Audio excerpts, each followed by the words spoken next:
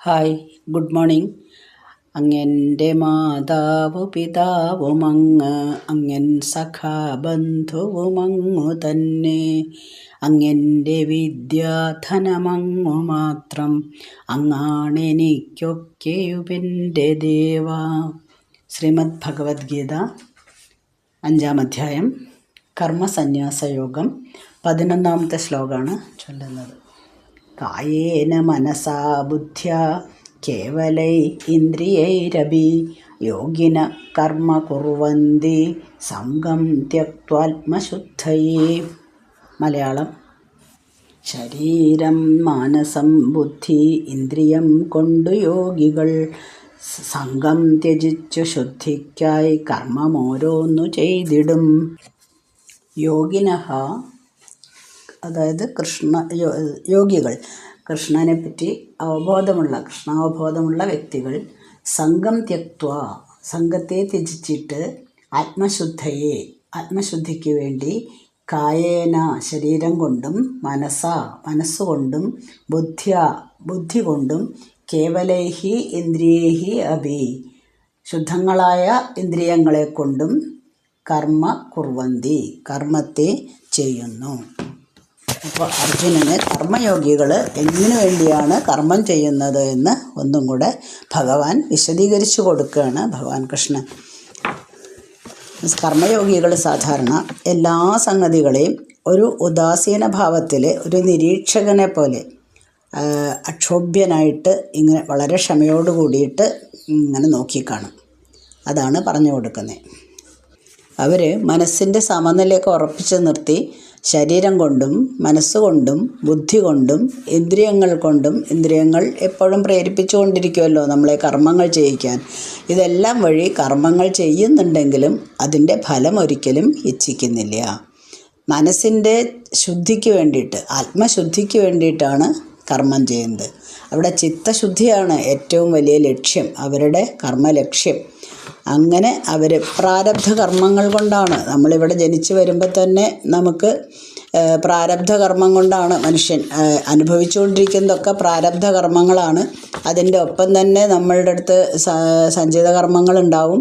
പിന്നെ ആഗാമി കർമ്മം, അതായത് എന്തിനോടെങ്കിലുമുള്ള ആസക്തി, അത് വീണ്ടും വീണ്ടും കിട്ടണം, വീണ്ടും വീണ്ടും ചെയ്യണം, അതിൻ്റെ ഫലം എന്തായിരിക്കും എന്നുള്ള ആകാംക്ഷ, ഇതെല്ലാം നമ്മുടെ കൂട്ടത്തിലുണ്ട്. ഈ കർമ്മങ്ങൾ ഓരോന്നും തന്നെ ഒഴിവാക്കണം.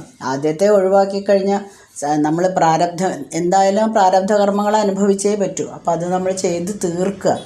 ഇനി വീണ്ടും വീണ്ടും കൊണ്ടുവരാതിരിക്കുക, അതായത് ആഗാമി കർമ്മം അധികമായിട്ട് നമ്മളിൽ വരാതിരിക്കാൻ വേണ്ടിയിട്ട് ശ്രമിക്കുക.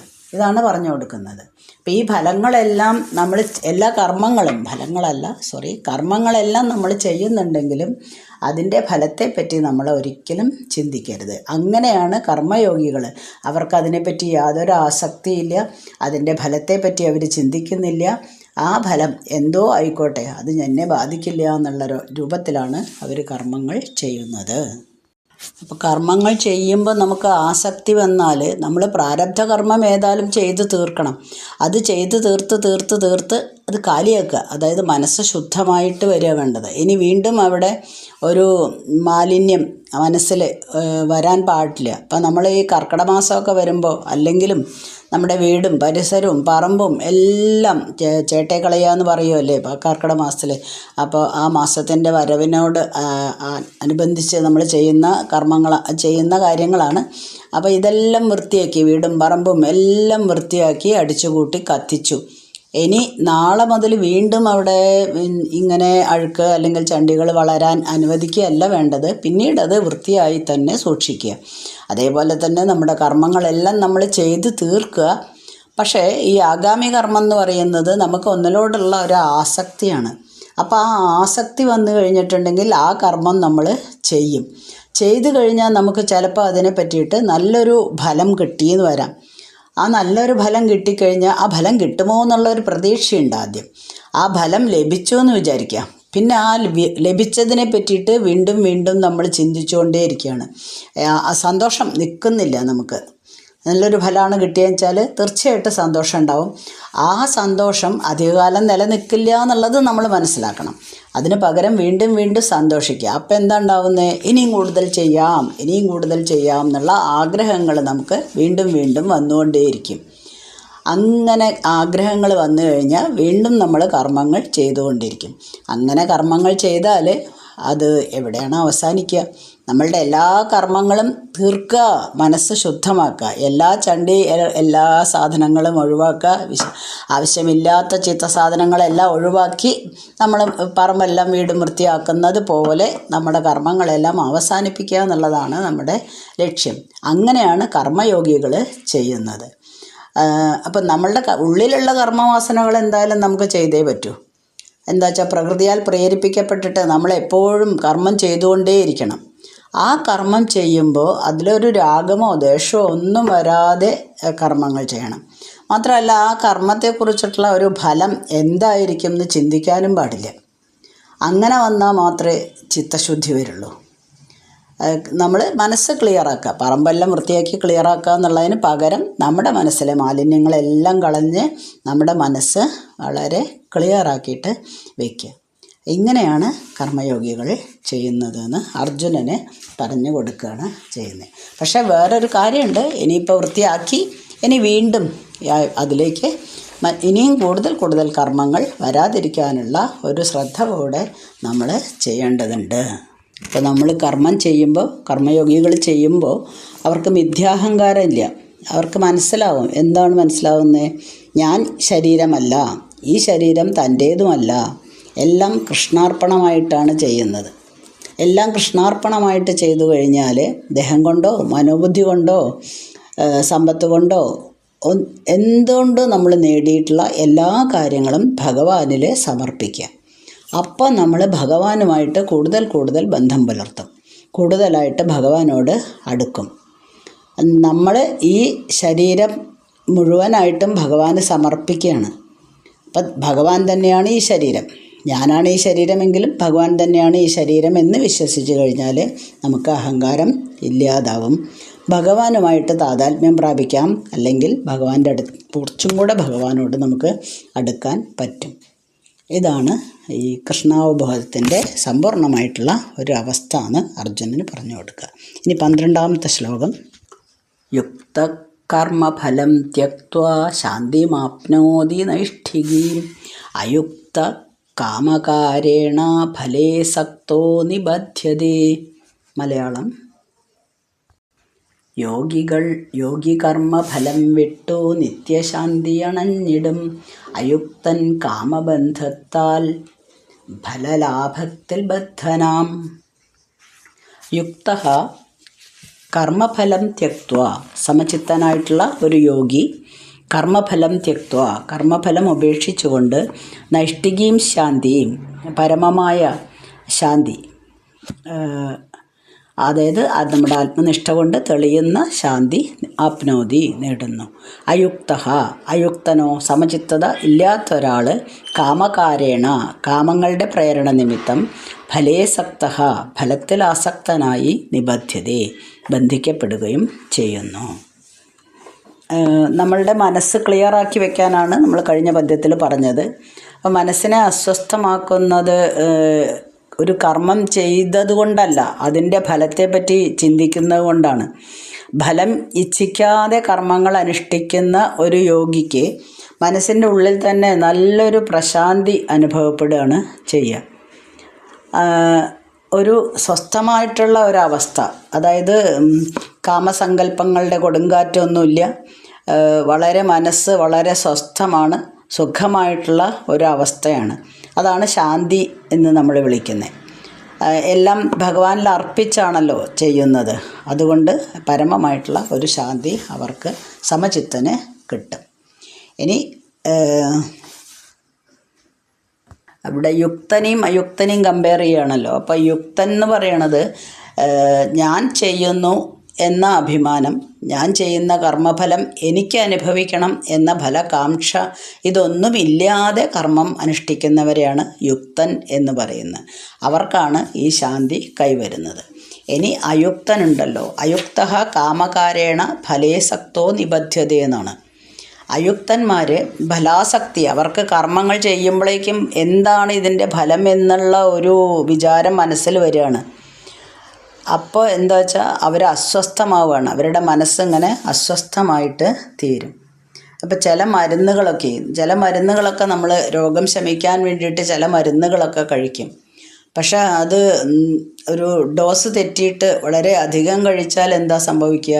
ചിലപ്പോൾ അത് രോഗിയുടെ മരണത്തിന് തന്നെ കാരണമാവും.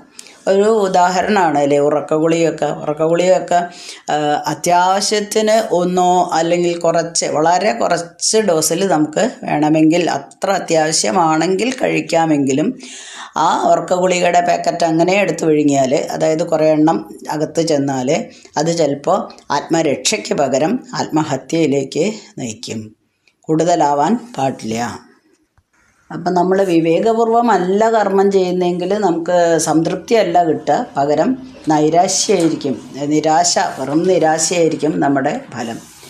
അപ്പോൾ അയുക്തൻ എപ്പോഴും കർമ്മം ചെയ്യുമ്പോൾ ഈ ഭയം, രാഗം, ദ്വേഷം എല്ലാം അയാളിലുണ്ടാവും.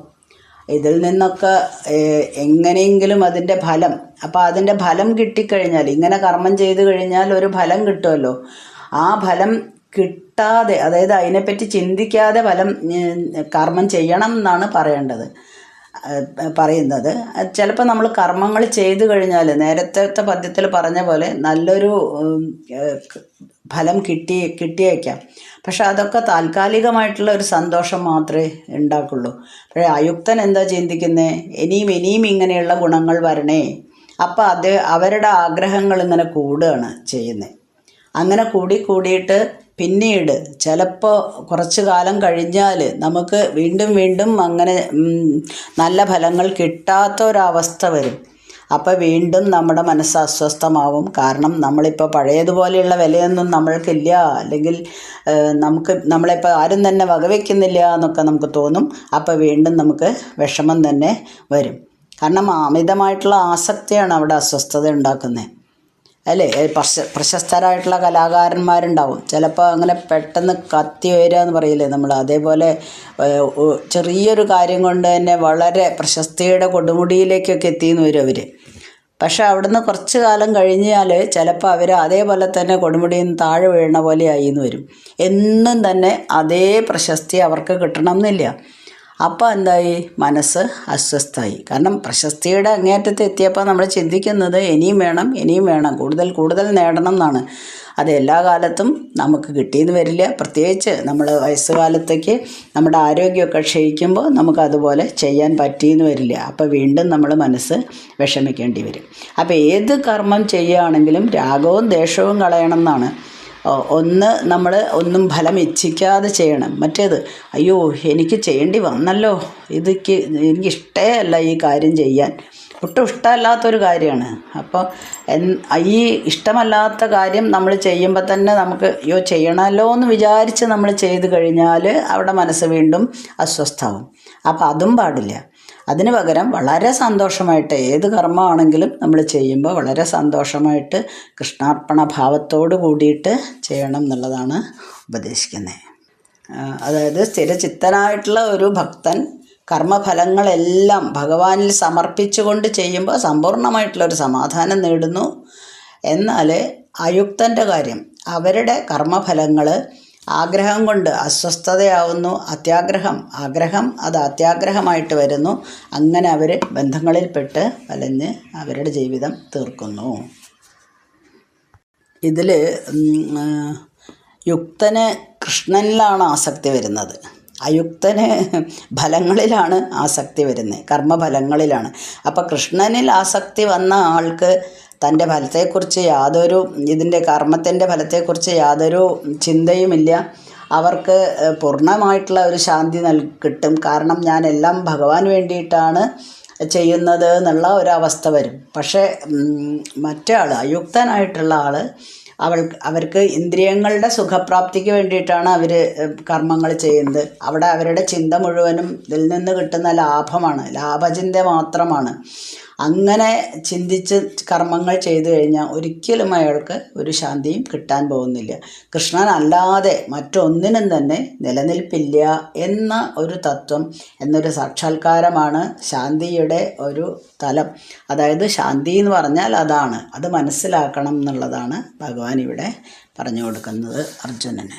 ഓക്കെ, ഇനി അടുത്ത ദിവസം വായിക്കാം. 12 ശ്ലോകങ്ങളാണ് കഴിഞ്ഞിരിക്കുന്നത്. അസ്മിൻ പരാത്മന്നനുപാത്മകൽപ്പേതുമിത്തമുത്ഥാപിത പത്മയോനി അനന്തഭൂമാമരോഗരാശിം നിരുന്ധിവാദാലയവാസ വിഷ്ണു.